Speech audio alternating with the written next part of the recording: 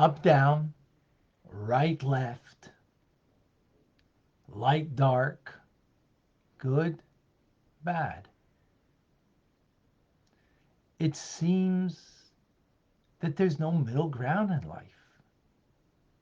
How do you find balance if everything seems to be polar opposites? That's the nature of the world. And if that's the nature of the world, where's the middle ground? Always speak about the middle ground in life of having balanced life. But the nature of the world seems to suggest the opposite. There isn't balance. There is two extremes. Welcome to Tanya today. I'm Rabbi Ronnie Fine, coming to you from Chabad Zichron Kadesh in Montreal, Canada, where it's a pleasure and a privilege to share with you the Tanya. We begin today the 7th chapter. We are learning about the makeup of the human soul or the animal soul. Why is it animal? Well, animal is instinctually self-directed, following its natural inclinations. We have such a natural inclination that is self-directed. We have a godly inclination, that's part of the godly soul, made up of intelligence and emotions, and we discussed that. Chapters 2, 3 through 5. Then we began in this previous chapter, chapter 6, understanding that there's the equal counterpart of what I am in the divine as what I am in the non-divine, which is the animal soul. It also has intelligence. It also has emotions.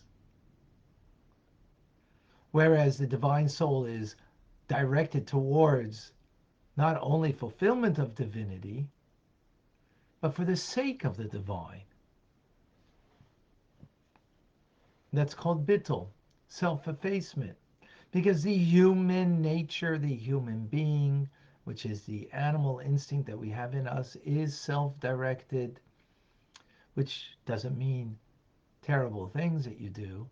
It just means you're looking out for number one with a small o. With a small o, you being number one.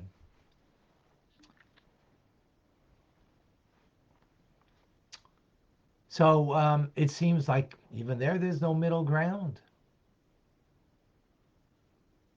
Godly soul, animal soul that is completely self-directed. Well, let us understand. So begins the Alter Rebbe in today's teachings that there is a klipa, it's a shell that covers over on the divine, but it's a different kind of covering. It's called klipas noiga. It's what vitalizes the body, but it's a translucent type of klipa, of shell, meaning it's not covering over completely on the divine. There is some glimmer of the divine there. There is some glimmer. And where do you find this? Well, in all the things that are permitted in life. Permitted doesn't mean that it's something you should engage in. Permitted means exactly that, permissible. Kosher food for a Jew is permitted, right? It's what gives vitality to most of creation. To most of creation.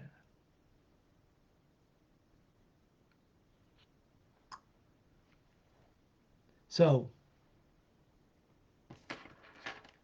my pen, it's getting vitality. It's being vitalized by the Almighty. In what manner? Is it getting vitality? Klipas noiga, as we will understand. In other words, it's not completely uh, negative, right? It's not like not kosher food that would be something that a Jew would eat. Is vitality is coming from the three completely unclean vital forces of klipa. But this is the fourth one. That's the in-between state. It's sort of in the middle. It's playing middle ground, which is interesting because the nature of the world is up, down, right, left, light, dark, good, bad. Seems to be extremes. But there is a middle ground. The middle ground, klipas naiga. And what does that mean?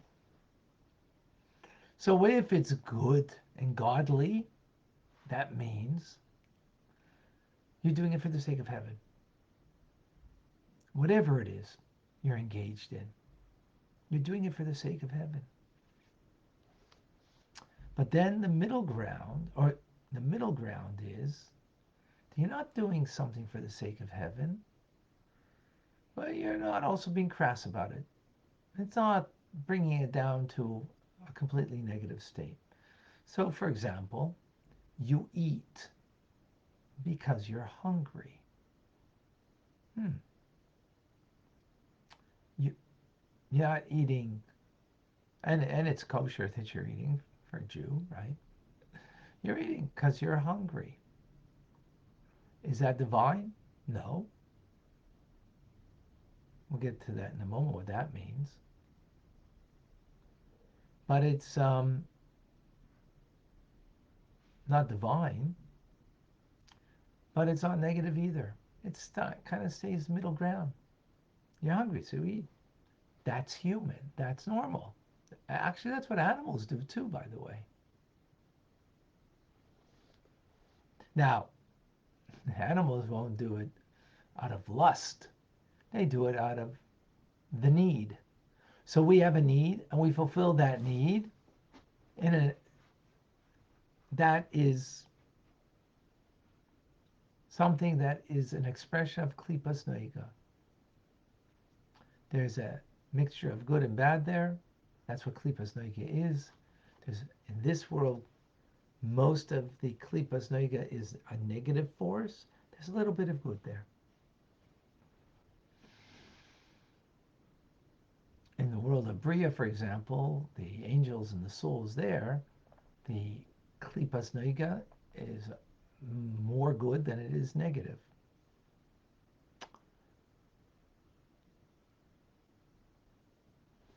But in any case, this world is a world where most of the things around us are of klipas and klipas noiga. In other words, they're in a permissible state. They have a quality of goodness in it. Like this pen is being vitalized by klipas noiga. It has a quality of goodness in it, meaning holiness, and it has, but primarily, a negative force of the klipas noiga. What does it mean that it's a negative force? It's vitalizing it. Because as is, not as I use it, well, that we'll get to in a moment. That we'll get to in a moment. Not as I use it, but as it is without my functioning with it. Right? This exists. God's giving it existence. In what manner is God giving it existence? Klipas noiga. A pair of tefillin, an esrog on Sukkot, its vitality is coming from God's divinity, not from klipas noiga. It's coming from His holiness.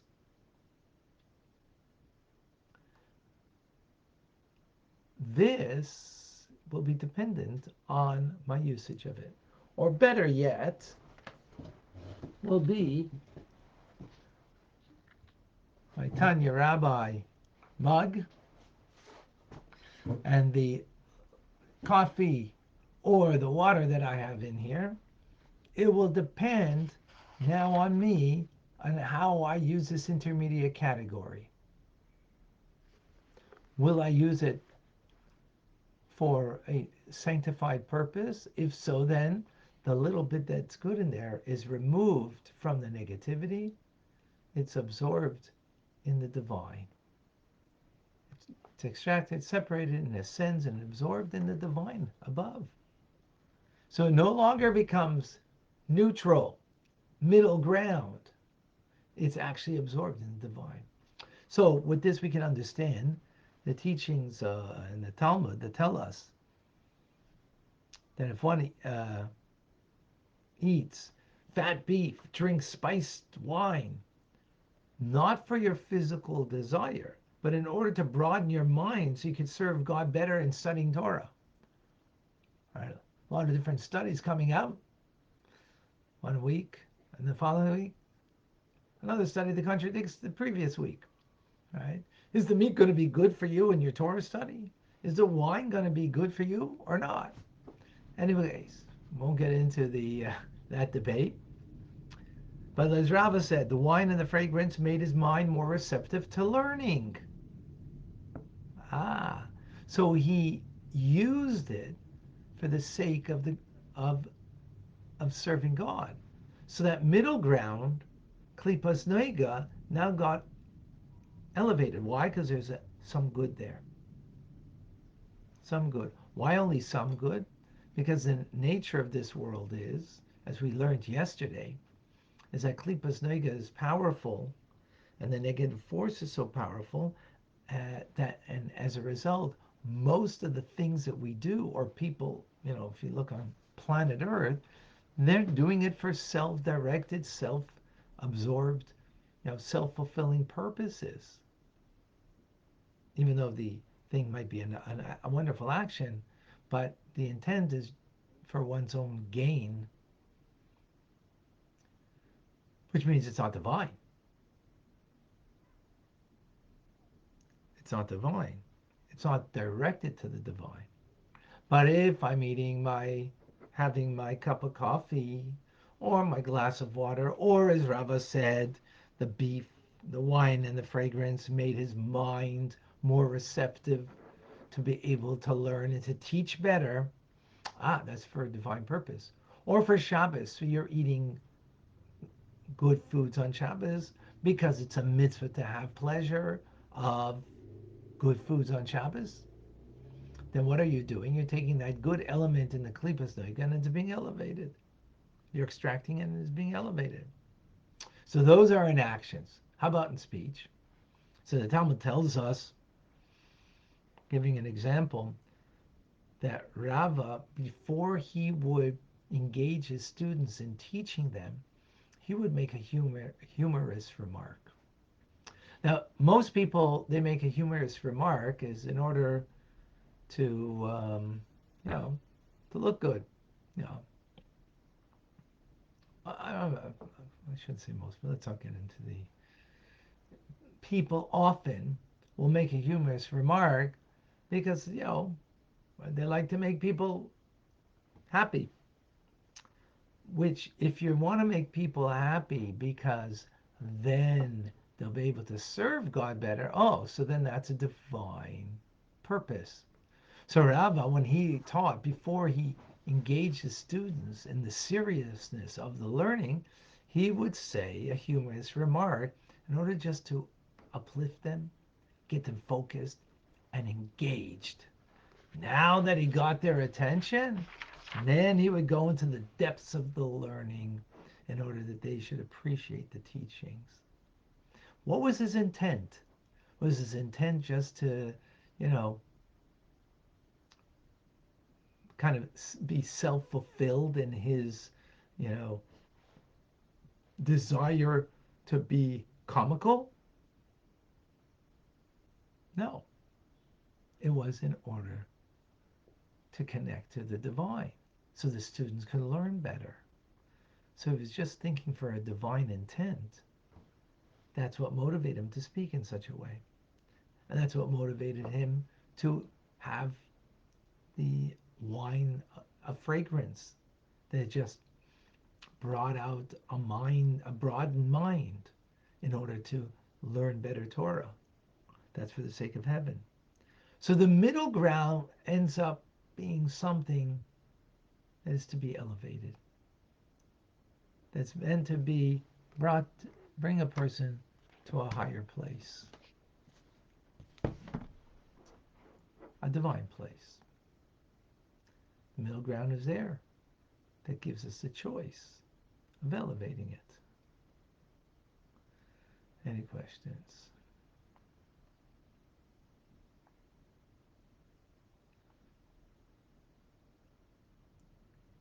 I don't see any questions at the moment.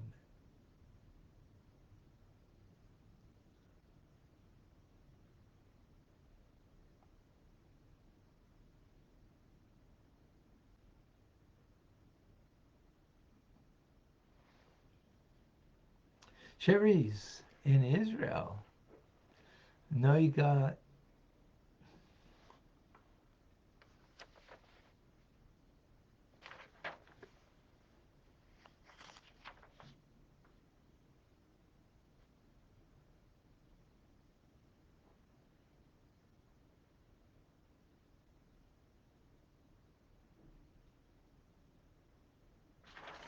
No, get is with that. 1 second. Just make sure. Give me one brief moment, please.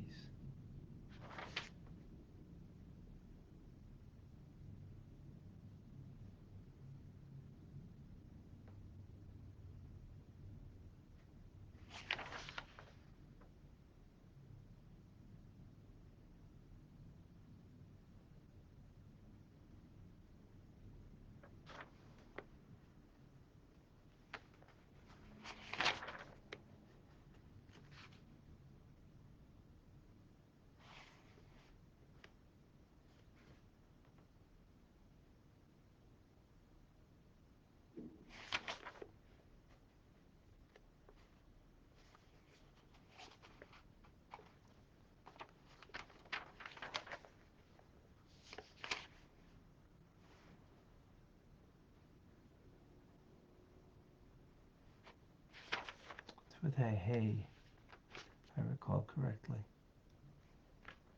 Yes.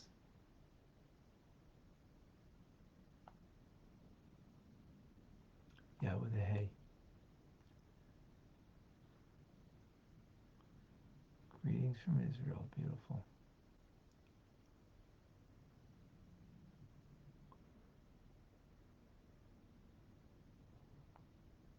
Okay, I don't see any other questions.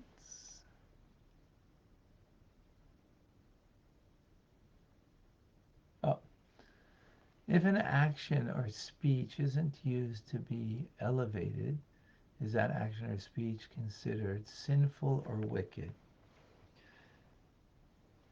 So if you're eating if you're hungry, that's not sinful. We'll learn tomorrow what it means sinful. That's not sinful, but it's not holy. It's not divine. It's not purposeful. To eat because you're hungry, that's what animals do. And halavai that we should do that. And so be it that we would do that only, right? But that's human. That's an animal character trait. It's not a divine character trait. Divine character trait means that you do it purposefully, you're eating. What's purposefully? That you need the strength so you could do the mitzvah. I had a little bit something before the class. I had this morning a coffee. Woke up early this morning. I needed a coffee. I needed so I could focus better. My Rabbi needed the wine. It expanded his mind. The coffee does it for me. I had a little something to eat beforehand to give me strength so I could, be engaged better. So that's purposeful eating for a higher purpose. If it's eating in order to subsist, well, that's not purposeful. It's self-directed on top of it. So that's the litmus test. And more, BITs, beta eating training. So we're a work in progress. Okay, thank you, Yiddish Amedala. Good question.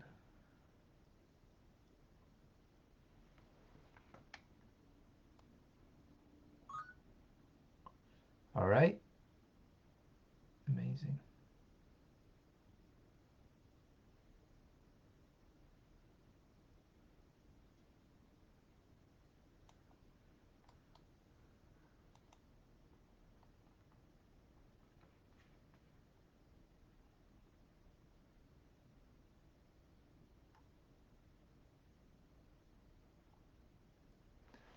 All right, folks. I'm Rabbi Ronnie Fine, coming to you from Chabad and Kadesh in Montreal, Canada. It's a privilege, a pleasure to share with you the Tanya. Have an amazing, great day. Rambam coming up. Thank you all for joining.